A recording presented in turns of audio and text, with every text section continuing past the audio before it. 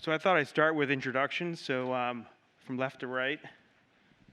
Great. Hi, everybody. Good afternoon. My name is Anargia. I'm a partner at a firm called Maveron. We are a consumer venture capital fund. I'm based here in San Francisco. We invest all over the U.S. We invest in seed, Series A businesses that are building startups that are direct to consumer. What does that mean? It's a pretty broad definition. We invest in health tech, fintech, social apps, e-commerce, but we want, at the end of the day, regular people to be using these apps, products, services, whatever it may be. Nice to meet you all. Thrilled to be here. My name is Tomasz Tungus. I'm a founder and general partner at Theory. We raised a $235 million early stage fund to invest in seed and Series A software and infrastructure companies dealing with data. So data systems like databases, BI systems, applications of machine learning, both at the software layer and the infrastructure layer, and then blockchains as databases. And my name is Ben Miller. I'm CEO of Fundrise. We democratize investing into real estate, credit, and now tech. So our public tech fund has invested in Databricks, DBT, ServiceTitan, Vanta, and Canva, among others. And I'm trying to get OpenAI, because shouldn't everybody in this room be able to invest in OpenAI? Yes. Yeah, open. Right. So we've created a mechanism so everyone can invest into private late-stage tech companies. And I've been working our way through the tech ecosystem to try to sort of open those doors. So this is a much more technical audience than I'm used to, which is great. So let me just try to start and work backwards, as they say at Amazon. So 5 years from now, AI is going to be much better. I mean, the progress is hard to actually fathom. Maybe even we'll have like a reasoning, autonomous AI, some might call it AGI. If that actually happens, it'll make a lot of businesses, like bad businesses, it'll take on problems that companies currently have built whole businesses around. So as a venture investor, sort of how do you think about investing into something that's changing so quickly? Yeah, it's a really great question. I mean, I think AI is where blockchain was 2 years ago. You wake up every morning, there's a new paper. And the real challenge is that if you invest in a company, particularly in the deep infrastructure layer, it can be obviated within the course of a couple of weeks. So that's definitely in the back of our minds. I think if you're an enterprise software buyer, one of the major challenges, if let's say you're a VP of engineering or chief architect, you're wondering, which stack do I bet my career on? And what we're hearing, at least initially from buyers, is things are changing so fast that we'd rather bet just on OpenAI to start. Maybe we'll use Anthropic or a couple of other models here and there. I think Asana just picked Anthropic. So that's the major challenge, is like, how do I prevent myself from getting into a place where I'm actually limiting my career? And so we're trying to think through, okay, what is the mind of the software buyer? And how do we find businesses that, even if the models themselves change, still will thrive? I'll take that in a slightly different direction, and you'll hear me say this again. As a consumer investor, I consider it, my job and my passion to really understand, how do end consumers think about this? How will they receive it? We recently conducted a study of a couple thousand, over 3,000 consumers, pretty broad base. And what we learned about their use and interest in AI was interesting, which is only 20% of the average American consumer right now is trusting AI results. And so the direction in which I'm going to take this is, if AGI or some version of it is going to be a reality in 5 years, where I'm spending my time thinking about it is, do the companies that I invest in, that I spend my time on, even the large companies, are they thinking about this from an ethical, legislative, responsible perspective? I have 2 young kids. Are my kids going to know how to have sophistication and savviness around what is AI, what is not? How should they think about the information in front of them? How should they discern between what is trustworthy and what is not? And I think for the folks in the room who are building in AI, really thinking through, what are the rubrics and frameworks that you're putting in place at your company at every layer to ensure that there is responsible AI being built and that the end consumer is being kept in mind? Let me ask a quick follow-up, because I feel like what you both said was that the bottleneck's not the technology, it's the people. So, and most of this conference has been about the technology. So how do you for people in this room, or like the big problems ahead, like the applications that need to be built, how do you think about attacking that? Essentially, like we didn't go to work from home until the entire country was forced to. So what are the mechanisms you think to drive that change? Yeah, I think it starts in education. And there's a Duke professor who requires ChatGPT usage in his class, and I think that's brilliant. The trade is that if you enter in a paper with a mistake, you fail. Because, and I mean, if talking to friends who are working with LLMs at the foundation level model, one of the fastest growing industries is education. And many of the most forward-thinking universities are ones who are insisting that their students actually learn how to use this kind of technology, because if it's true that like a Copilot enabled software engineer produces twice as much code or 3 times as much code, then a graduate from a university who has trained that student to use that software will just be that much more valuable in the workforce. So I think that's where a lot of it will start. And going to your point, Nargia, the trust in the model I think is absolutely critical. But if you have a lot of familiarity with it, I mean, remember being in high school and using Google for the first time and trying to figure out, okay, I can use the site colon search, or if I put a minus in front of a word, it will remove all the results with that word contained within it. That's prompt tuning, right? Like, or fine tuning, whatever you want to call it. And I think we're at a place where just a lot of people are just testing and trying. And I was talking to a VP of sales the other day for a SaaS unicorn, and was asking her, how do you think about building a sales team in a world where the BDR and a lot of the role of an account executive can be automated? And she said, well, what we'll do is we'll just increase quotas and we won't hire as fast. And so I think that's the way it's going to manifest itself inside of companies, where the productivity rubric or the bar that executives will hold employees to is going to go up significantly as a result, and that will just drive the adoption, because you can't keep up with pen and paper when everybody's using calculators. And I think from the startup formation side, which all of us are touching in different ways, we're seeing companies that are able to get from zero to something in a much faster pace, because they're able to use these technologies, and one person can do 10 times what they used to be able to do before, in certain cases, of course. And we saw that shift in businesses like Shopify made it possible for anyone to have an e-commerce business, and different platforms have allowed that 0 to 1 in a much faster pace. And I think, and it comes down to people, are these people able to take advantage of the technologies out there to move quickly and to get a proof of concept out faster, to get an MVP out faster, hopefully thereby attract capital faster. I think it's not just that the technology itself is growing, but quickly, it's everything else that's around it is also growing at a much faster pace. Are you using anything? I use a bunch of different things. I was going to say the most common thing I'm using is Fireflies to take notes in like Zoom meetings, but it's so clunky. It just kind of automatically invites itself to everything. I'm like, you don't need to be in this one-on-one with my colleague. But I think part of our jobs as VCs is to stay on top of it and use a bunch of different things. I use Notion kind of religiously, and I've been using the AI in there to clean up some of my writing, but it seems like everybody is at 8 p.m. Pacific Standard Time because it's so slow. Wait, what do you use then, Tomasz? Oh, so the Mid-Journey stuff is awesome. I think what I've noticed is like the click-through rates on machine-generated images are actually higher than the ones that like I pick or I create. The titles for blog posts, putting them through an LLM perform better, because it's basically like a distillation of all the clickbait intelligence that's been dumped into the internet. Those are the ones so far that have been the most useful for me. You can dictate something in the car and then dump it into an LLM to just clean this up. What I've started to notice, like a couple of salespeople started to put like, this email is not created by AI. And so like I wonder if there's going to be like a reverse signal where if you receive an email from somebody, there'll be a stamp like, this is actually an authentic human artisanal email. OG email. Vintage. Artisanal email, that's great.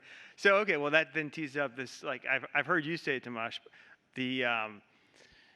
how much of this accrues to the incumbency and how much it accrues to sort of the startups. So how do you think about that? So, or maybe you could look at it, which areas do you think are off limits and which do you think are prime?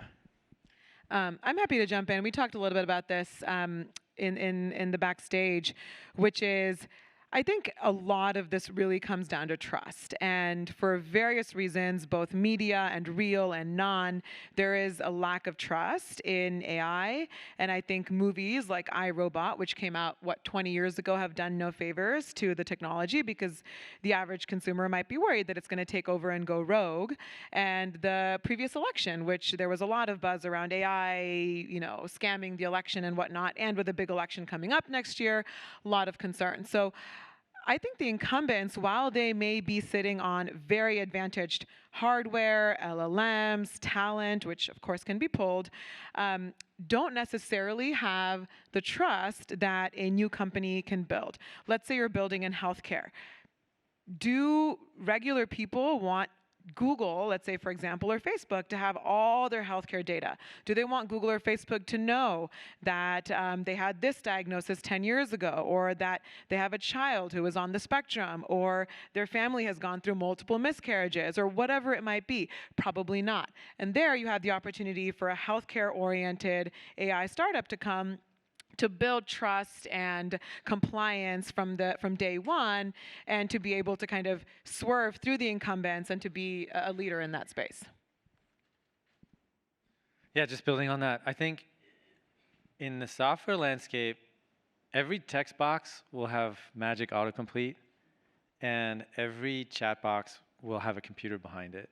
And so what that tells me is, like, if you are building a startup that has to do with content generation, it's going to be really tough, because Zendesk will have it, Salesforce will have it, literally every SaaS company under the sun will have it, because a product manager can get and launch a feature with like 8 lines of code to get to just get it out the door, and then all the challenges in the fine tuning and then the distribution. I had this Belgian economics professor in school, and the first day of class he wrote this equation on the board, which is innovation equals invention plus commercialization. And the whole idea was, in order to change the world, you have to create something that's really awesome and then convince people that they want it. And now, if the cost of creating new awesome things has gone way down, then the relative value of the distribution strategy or the distribution is significantly higher than it once was, which is why I think in this wave, like, the incumbents, particularly in software, really do have quite a bit of an advantage. And so, especially at the LLM layer, where GPUs are really scarce, and then, like, Google has, last time I looked at it, 30% of PhDs and NLP on staff. Like, it's a pretty good market share. And so at those layers, I think it's really tough. At the software layer, if you're competing with an incumbent, you can't just be a CRM with AI. You can't be a customer support software with AI. You really have to figure out a niche or an angle where you can create some kind of sustainable competitive advantage. And that's probably, like, I keep using this example, but it's probably, we met this one company, and they just had this brilliant idea. So if you're a restaurant you buy all your supplies from a food distributor, and the food distributors are in a relatively commodity business, right? They offer potatoes to restaurants. And what this company does is they have one LLM that goes and crawls the internet, and it finds all the restaurants in San Francisco and Soma, and it takes their menus and it decomposes the menus into underlying constituent ingredients. And so they find, like, in the South Beach neighborhood of Soma, there's a lot of potato consumption. So they send that information to the procurement team, and the procurement team then goes and buys a futures contract on potatoes to buy potatoes at a 30% discount relative to spot. That information goes to the sales teams. The sales teams go an outbound call and say, Marlo, would you want to switch and come to our food distributor? We can offer you potatoes at 30% less. They record the phone call, like Fireflies-like technology, and now you have this closed loop. And so the idea is, like, I think we are in a phase where it was like when the iPhone launched, every mobile app was basically a chiclet with a web app inside of it, and then you had Uber and Foursquare who created native applications.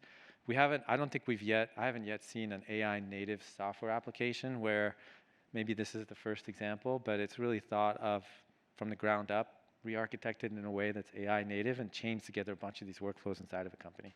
Yeah, I think that's exactly it, which is at that application layer. I mean, if we looked back, like, a lot of the things that the existing unicorns in the mobile space do, like Instacart, like grocery shopping existed, Uber, taxis existed, Airbnb, hotels existed, all these things existed, but they took advantage of the technology in a very unique and interesting way. And I totally agree with you. I think we are yet to see the application layer of AI that's like, wow, we never thought something like this was possible, and it really step function changed how that experience used to be done before. But I think that's hopefully what will come. I think that's exactly what will come. And you think about like the last 10 waves of software companies, they're basically just UIs on top of databases. And now what we're having is like those phone calls that you record in Fireflies, that's unstructured data that historically has been really difficult to mine. And what LLMs allow you to do is frack that information. It's like it's more expensive to get the oil out or the inside out, but you can actually get it out. And so I think the next generation software architectures have a structured component and an unstructured component, and then it's how to get a bunch of these workflows. So that's what we're looking for.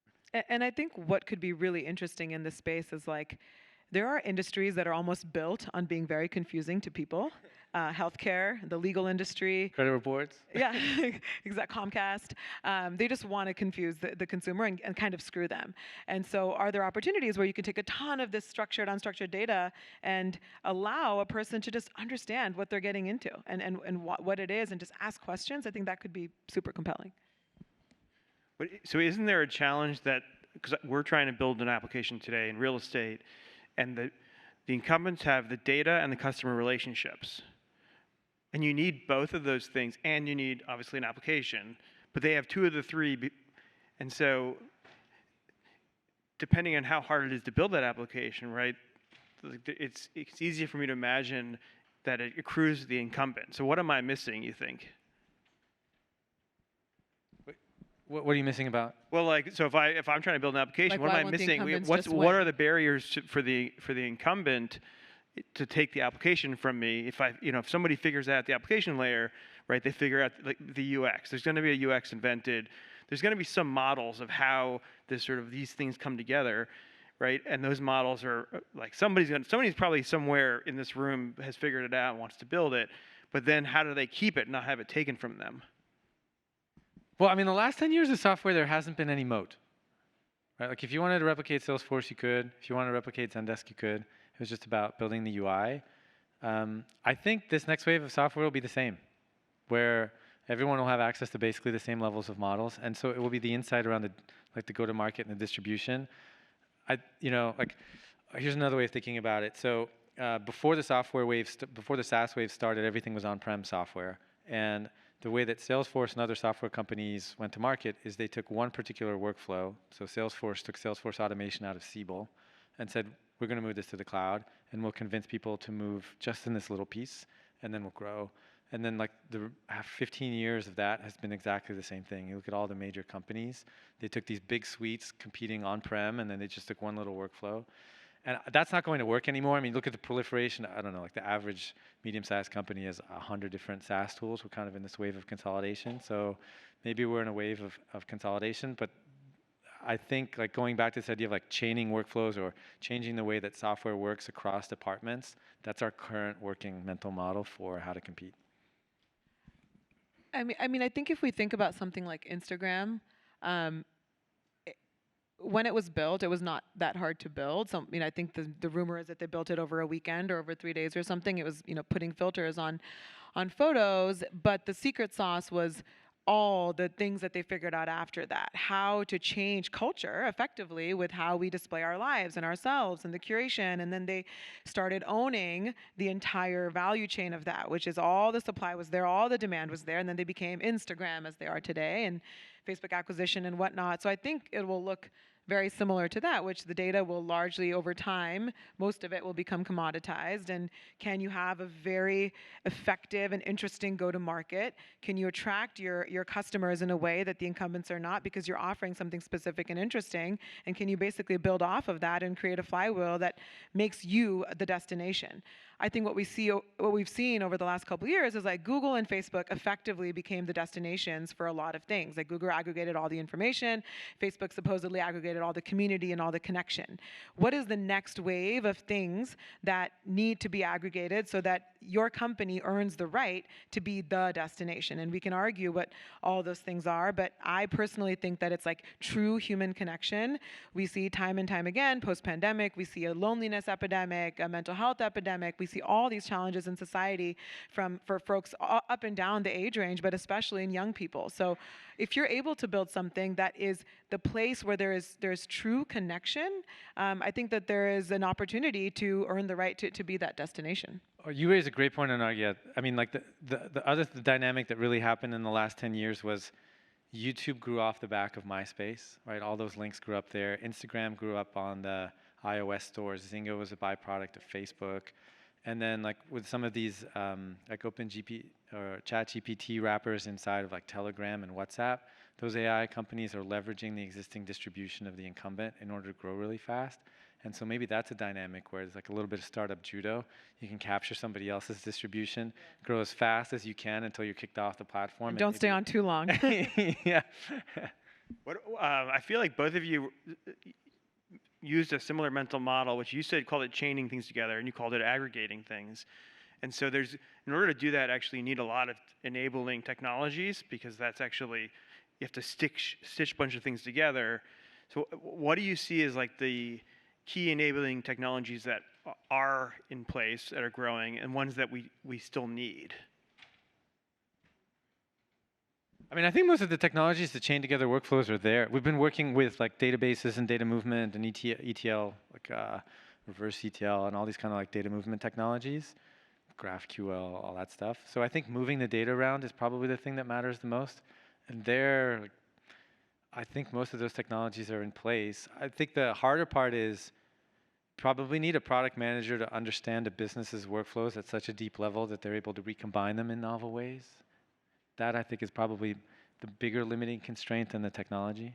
I mean, oh yeah. So I was just saying, because the last three presentations were essentially different versions, Langchain, Ray. They were just talking about how you chain these things together and get what you want from it. But those are definitely new technologies, right? You're chaining something else together, not just a normal data engineering or what I call traditional data engineering problem. Yeah, but even, I mean, so the first time I played with an LLM, I forked the LangChain notebook repo, and I took a bunch of markdown files and chunked them up and then put them into Chroma and then ran it through the OpenAI. And that was like 8 lines of code. So it's not that, like you can get to a working model really fast with these things. The hard part, I don't think, is it's the technology. I think it's the user understanding, and then it's all the optimization. I mean, you could look at it with self-driving cars. Like we had a self-driving car, I don't know, when was it, like 10 years ago, the first one? And now, like, and we know this from Google, like getting to the first 80% of a solution for a machine learning problem is not, I don't want to say it's trivial, but like once you get there, it's pretty straightforward. But that marginal, like 10 or 15%, and that's where the magic in a product comes from, I might take decades to get there, right? And I think that, again, going on the consumer route, we're already seeing kind of the challenges of being able to get consumer reported data. And I think from the healthcare route, I spend most of my time in consumer healthcare, which is getting like patient reported data in a way that you can really make sense of. And then there's obviously the trust piece. Are people going to give, businesses access to their healthcare records? But then what does self-reported data look like? I mean, we know that there's so many layers of psychology that come on that. Like everyone wants to say they work out 5 times a week, but what do we really do? Everyone wants to say they would eat a salad, but what do they really do? So how can we kind of have enough inputs of data from enough people to build a valuable enough set in order to give recommendations, or basically have AI general practitioners, AI primary care physicians to be able to have healthier society with some of the data and technology, and then the lowering of costs that can then provide. One of the most exciting things I've heard about or seen is basically what generative AI can do in biology. How, I mean, that may be the biggest unlock, be able to talk to our cells. How do you, I mean, this is probably more for you. How do you think about that? I mean, that's you're on the other end of the spectrum between science and consumer. But I mean, that's like the ultimate consumer app. How do you imagine, that's the dream VC investment, right? To get the company that's going to make us all live forever. Totally.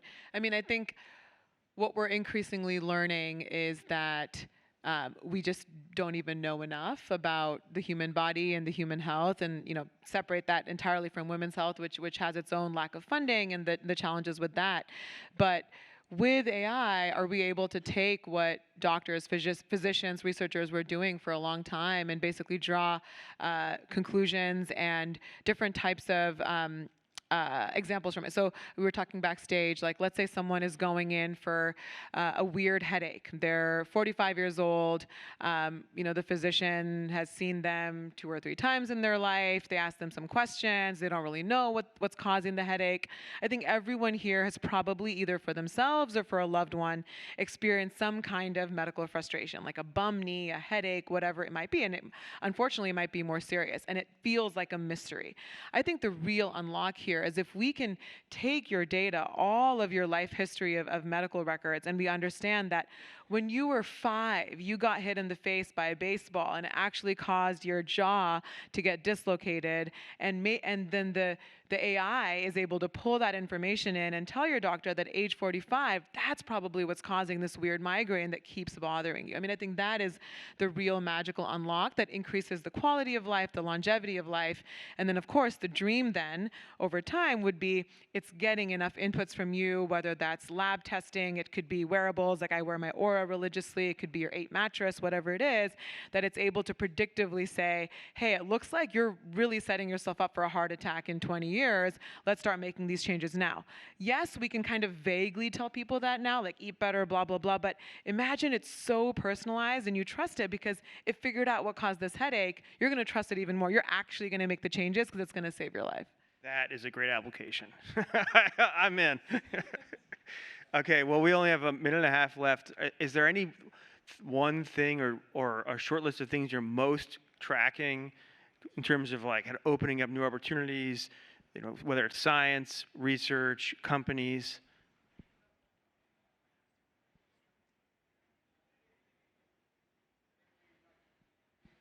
I think the thing that we're really trying to understand is the architecture for these modern software applications. What are the layers that will exist? Which of the layers will accrue the most value in the value chain? And how do we invest in those? That's what because it's still like really early. Like you've got a vector database, you have a vector computer in between. Where is the serving going? What fraction of the overall cost to build an application is actually on the inference side? What does inference optimization need to look like? I think that's where we're trying to understand because it's starting to solidify, even though it's really early. I mean, so many things. I think where we started off was around people and how everyone in this room, all the people in school right now, all the people thinking are adapting themselves and keeping up with the technology in order to help push it forward, but also to understand like what are the challenges, what are the risks, and how do we stay on top of that. And the other layer I'll add is like I think some of the business models are still really unclear. Like what is the end customer, whether it's a business or an individual, paying for? And we're seeing like different packages that pay for this amounts of data and whatnot. But especially if an AI is replacing a human, like how does that business model work and how are companies structuring that? Awesome. Well, thanks for coming, guys. Thank you very much. Thanks for having us.